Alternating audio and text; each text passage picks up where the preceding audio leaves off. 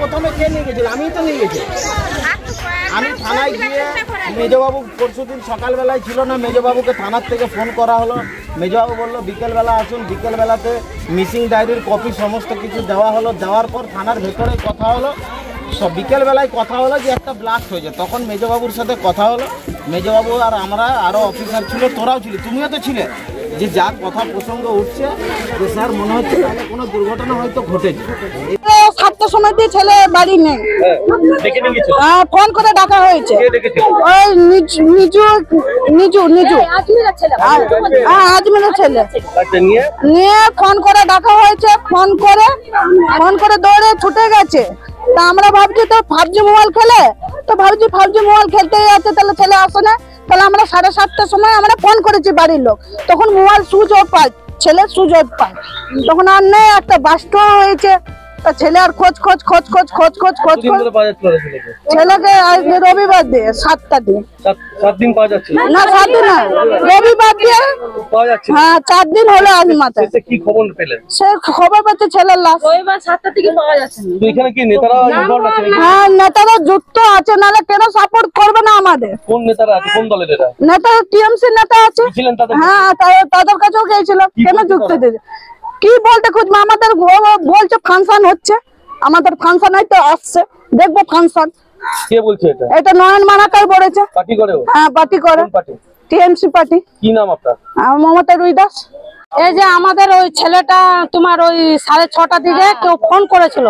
ওই ছেলেটা আমাদের মেল লাইন দিকে গেছে। মেল লাইনে ও তো কখনো যায় না, ওকে ইস্তেমাল করা গেছে।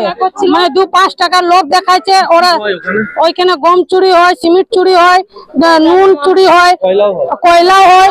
ভালো ভালো লোক ওইখানে টাকা কামাচ্ছে, আমাদের ছেলে মেয়ে মারা যাচ্ছে। কিন্তু আমরা এর বিচার চাই।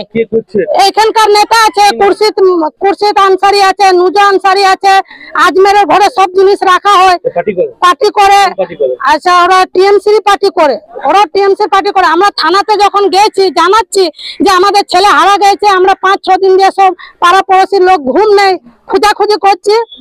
তখন ওইখানে বলছে এখানে কি দুর্গা পুজো কালী পুজোর মেলা লেগেছে, তোমরা এখান দিয়ে যাও, ফাংশন ভেঙে গেছে। আজ যে ছেলেটাকে আমাদের নিয়ে আসছে সে তো ফাংশন ভাঙছে। ওই নয়ন মালাকার এই কথা কি করে বলেছে? নয়ন মালাকার এই কথা বলেছে যে ফাংশন ভেঙে গেছে। ওরা তো সন্তান আছে। আজ একটা মায়ের ও পার্টি করে, ও টিএমসি পার্টি করে, আমাদেরই পাড়ার ছেলে। কিন্তু ওইটা বলা উচিত হলো না উনার। আমাদের একটা বিপদ হচ্ছে না, কোনো সহযোগিতা করছে না। আমরা এদের পাশে এসেছে, একবারও দাঁড়িয়েছে যে হ্যাঁ আমরা আছি, তোমরা টেনশন করো না। এই বাচ্চা ছেলেগুলোকে কাজে লাগায়, এদেরকে মানে ধরো 50 টাকা, 100 টাকা, 150 টাকা করে দেয়।